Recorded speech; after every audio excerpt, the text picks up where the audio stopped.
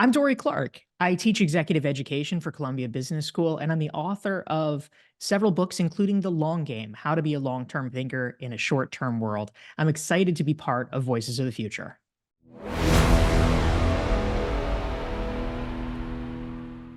Dory, thank you very much indeed. It is an absolute honor and privilege to have you here on Voices of the Future. It was really very interesting for me to see you perform on stage at Thinkers 50, and you very graciously agreed to join us. Very grateful.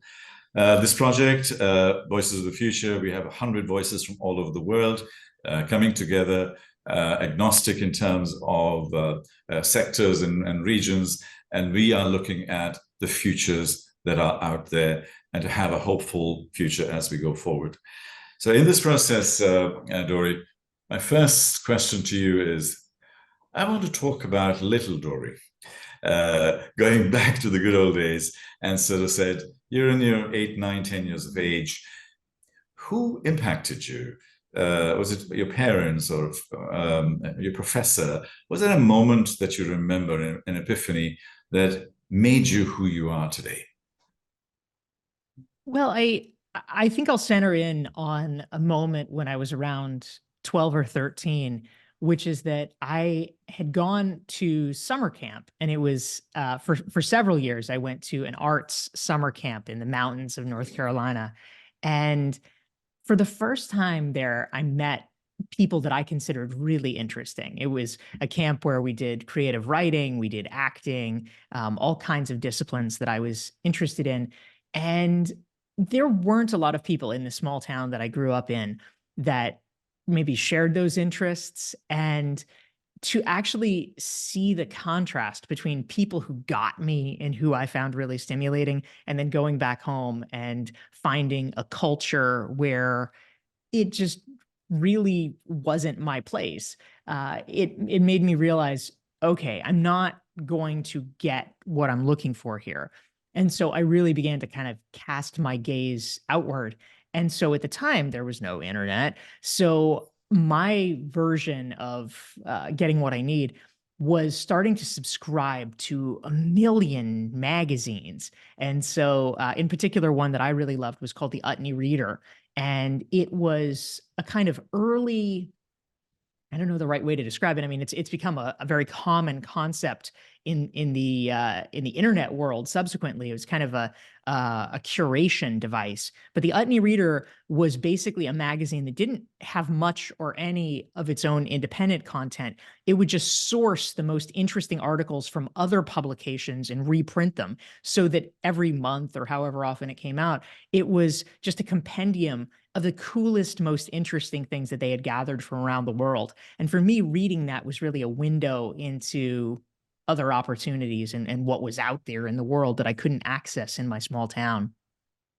What did your parents want you to become? Would they say you need to be an accountant or a lawyer or something like that? Because that's what I went through. Because the people from my kind of background, if you're not one of those professionals, you really haven't quite succeeded. Did you have those kinds of pressures as you were like looking towards doing some of the more artistic elements of your life? My mom definitely was on the train that I should be a lawyer. Uh, and she even was sort of trying to bargain with me. She's like, you don't have to be a lawyer, but maybe you should just go to law school, and that'll give you training, and it'll give you a platform where you can do all kinds of things. So I think she was trying to get me to bite, but I was very recalcitrant. So, what did you read at university, and then what was your early career? So I was a philosophy major as an undergraduate, which ironically actually is often considered a strong pathway into law school, but that was not where I wanted to take it. And then I went on, to my mother's chagrin, to get a master's degree in theology afterwards. She had no idea why I would want to do such a thing, but I was willful. Indeed, you know, philosophy is not just a segue into getting into law school, but I think it's something that's going to get us into the future, because we need philosophers and poets today as we go into the future. Because as a futurist, when I look into the future with AI, with technology, and so on, my basic thesis is that anything and everything that can be digitized will be, because it'll be a million times faster and a million times cheaper.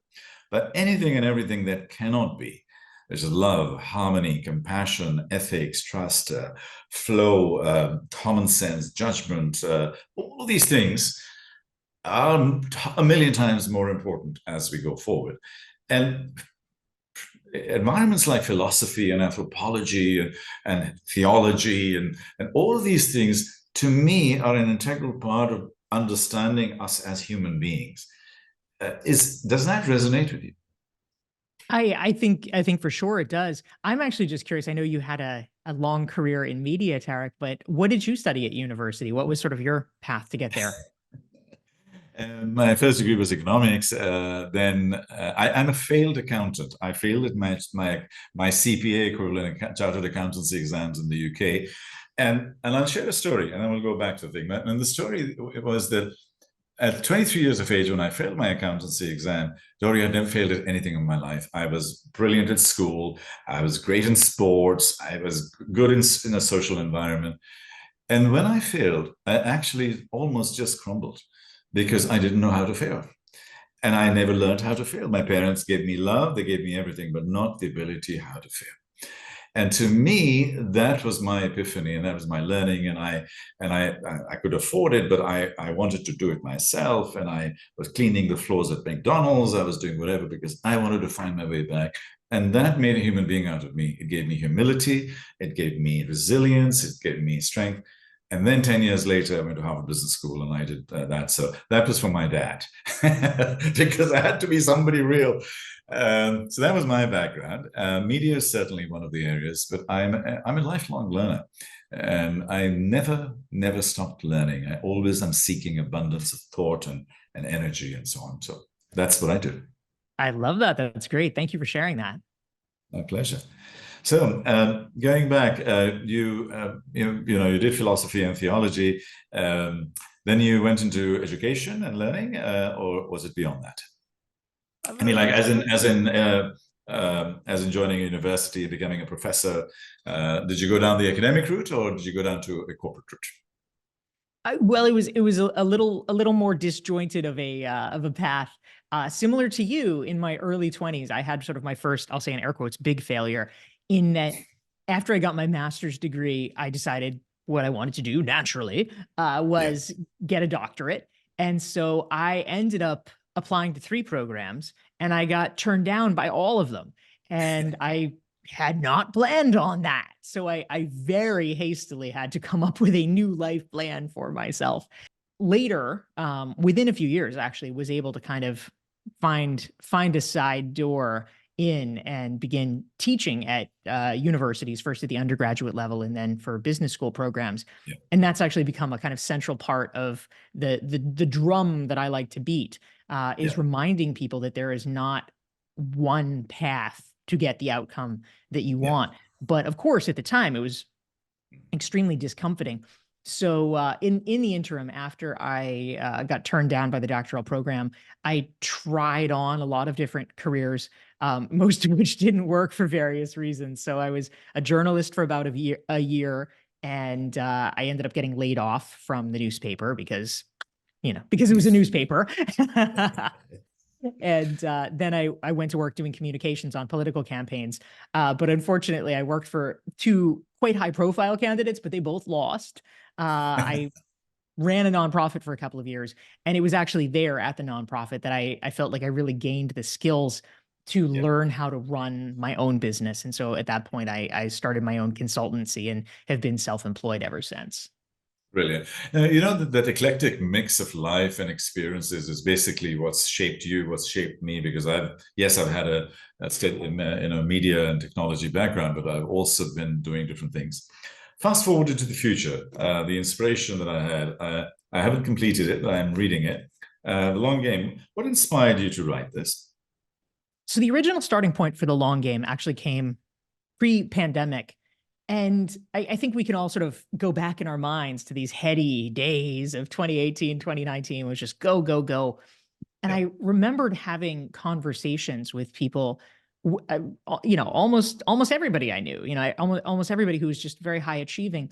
And you'd ask them, how are you doing? How's life? And they would say some variation of, oh, it's great, but I just wish I had a moment to think. Yeah. And you kept hearing it again and again. And I realized, what's wrong with this situation. I mean, obviously we have agency, we have choice. Many of these people, in fact, were self-employed. So I mean, they were kind of doing it to themselves at a Yeah. certain level. But we kept consistently making choices that were in opposition to our stated goals and our ability to be the kind of long-term smart strategic thinkers that we wanted to be. It was just this kind of hamster wheel of frenzy.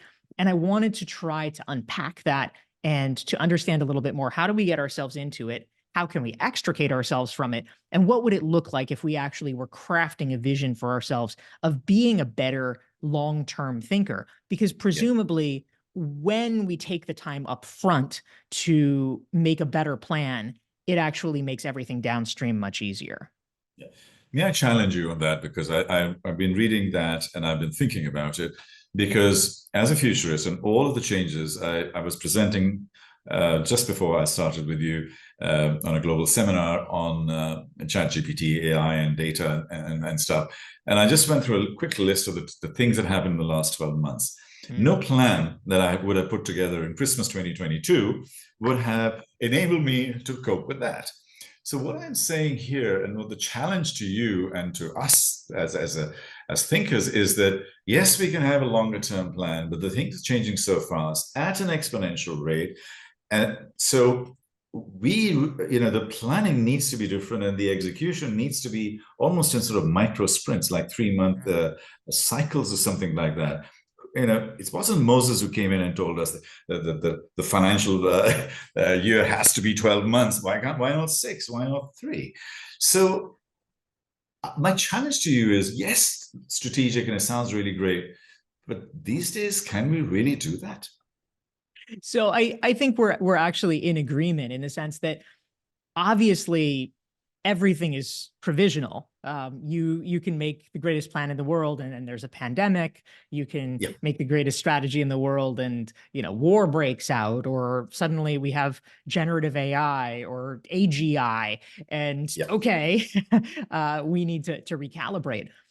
My hypothesis is that having some kind of a provisional plan is actually much better than having no plan, because even if it changes, it has enabled you to propel yourself in approximately the right direction so that you are farther along than you would have been. And even if you need to subsequently pivot because of external circumstances, or frankly, in the case of people's careers, because you just decide you don't want to do that thing anymore, you don't like Sure. it, or whatever it is, Yeah. Yeah. you have managed to get yourself to a place further into the horizon so that you're better equipped to even understand what other options are and have more skills under your belt. So it Yeah. absolutely is iterative, it's provisional, but having made those choices can be quite valuable. And I'll give you an example.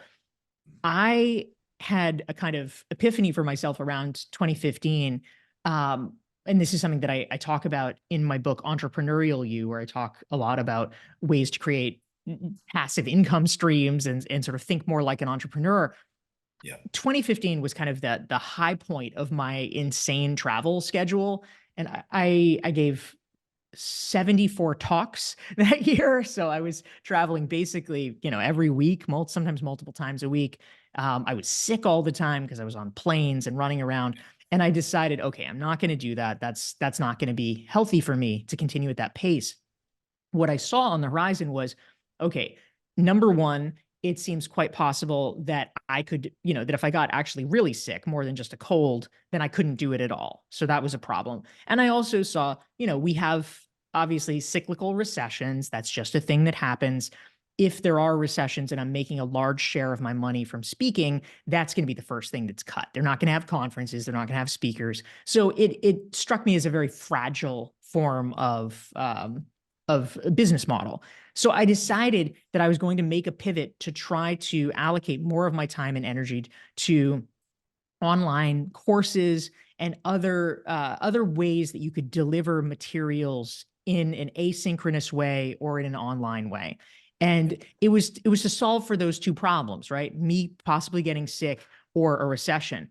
It turned out, though, that the preparation for that was the perfect preparation for a pandemic, which in no way I was smart enough to predict. Yeah. But the sort of core level cross training of enhancing my overall business model made me more resilient for the thing I couldn't see. I think what I'm Yeah. talking about is strategic cross training. Understood. I like to talk two key elements, and one of them is speed of transformation and stuff. You speak about reinvention. So I do three stages. I said change. Change is too slow. It's important. Forget it. Transformation is the next level, faster. But even that's now becoming it. So reinvention actually is my third stage, which is exactly where I am. And I know you speak a lot about reinvention. Could you give us a short answer on why reinvention is important at this point in time to prepare us for the future? Yeah. So one of the distinctions that I talk about a lot is what I call capital R reinvention and lowercase r Yeah, reinvention. The yeah, capital R is the kind of, for lack of a better word, traumatic, big reinvention. You're mhm, either forced into it or maybe you choose it, but it's the kind of thing that is extremely dramatic. Oh, I'm gonna, yeah, reinvent my life, reinvent my career. We yeah, see that sometimes as the paradigmatic version of reinvention, but actually something that's quite helpful for us to adopt as a mindset is what I call the lowercase r reinvention, which is understanding that we need to be pushing ourselves and ready, ideally on an ongoing basis, to sort of make it habitual, to yeah, keep pushing the boundaries of our knowledge, our skills, the way we do things. yeah, Because when things change, when the market or the world adjusts, we're going to be a lot more resilient than if we had gotten locked into one particular path that suddenly gets, destroyed by the hurricane of circumstance. yeah. My next level is metamorphosis. So the caterpillar has to go into its pupa, liquidize itself, and come out as a beautiful, vibrant, colorful butterfly. Yeah. And metamorphosis is the big R, the capital R, as you suggest. The next big question is around purpose, because I feel that with all of these changes and stuff that are happening in the world, what we really need to have is that core purpose. And I sometimes I tell HR teams about the cheat sheet you to have is the new questions you need to ask about people is their purpose, their ethics, flow, vitality, and how you are making all of these decisions, and that's more important to have a strategic hire as opposed to, oh, I have a degree from this and I have done a bit of that. Um, how does purpose fit into your framework of thinking into the future?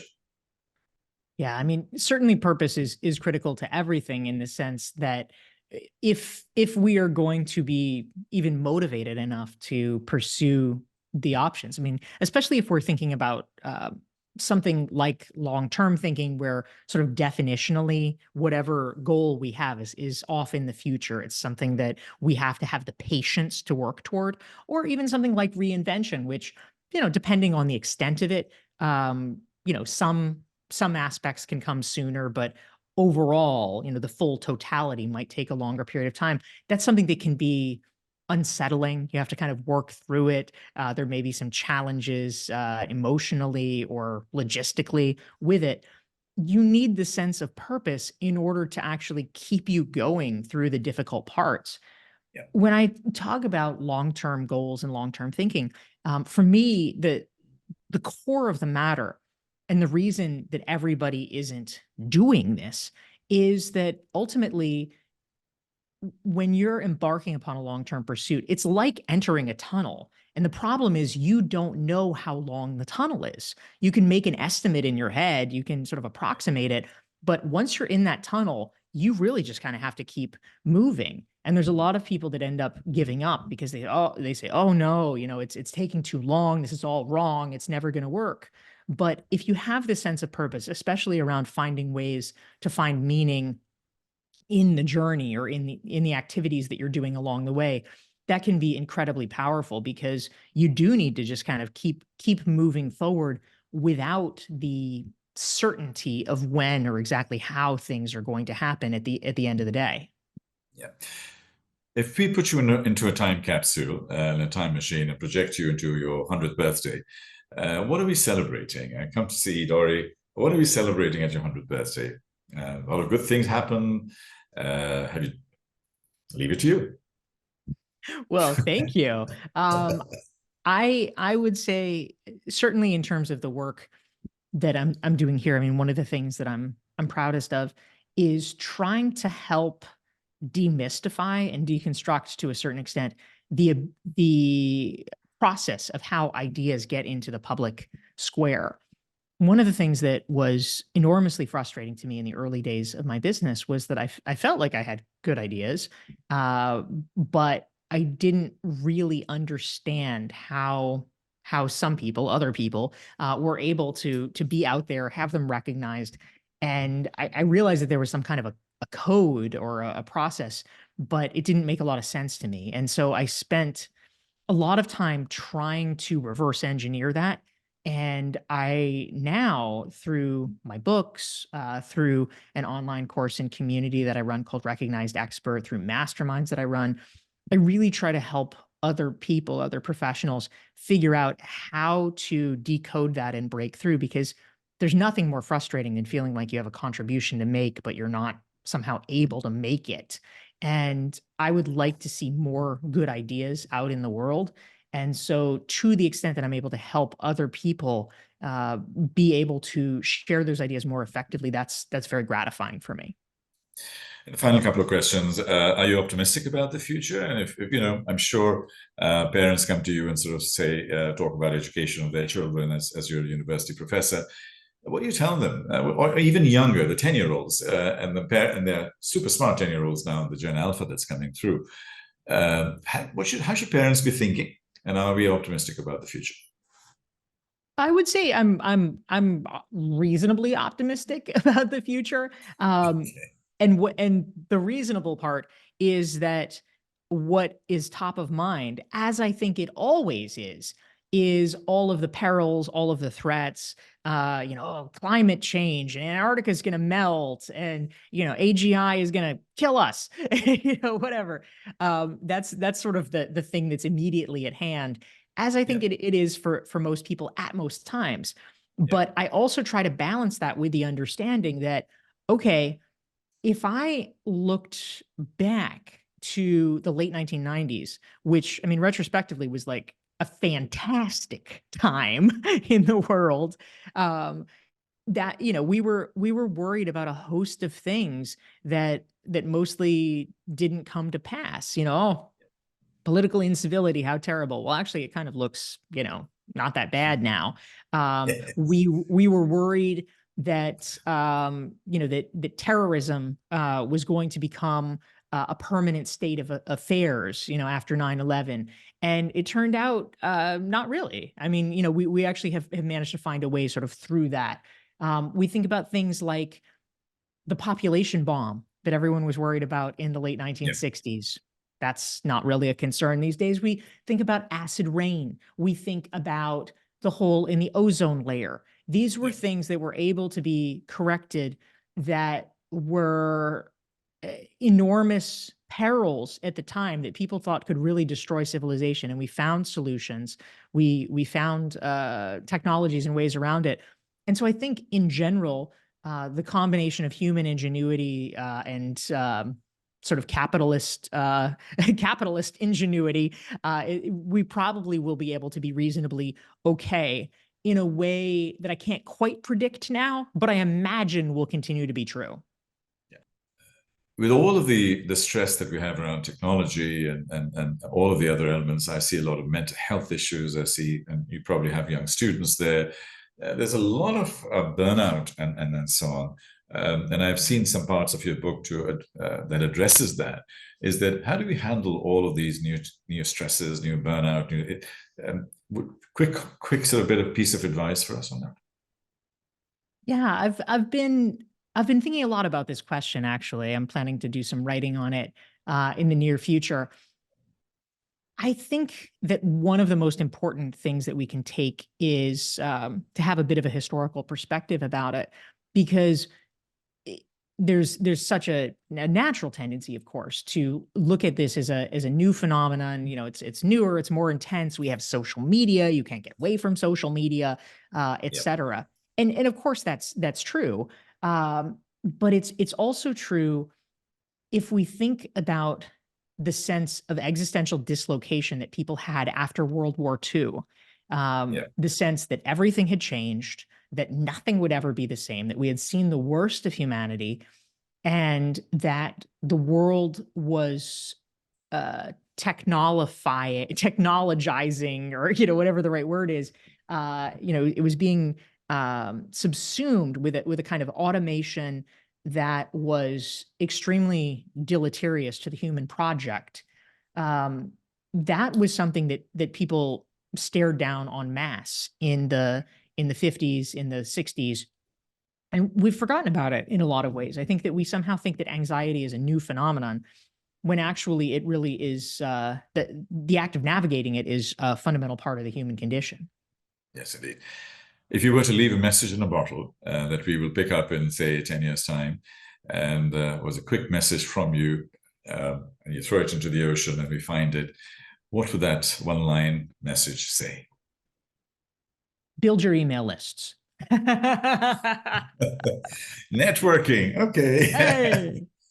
No, maybe not I that. hope I it's, think that is good advice, but yes, I hope it's more I profound than that.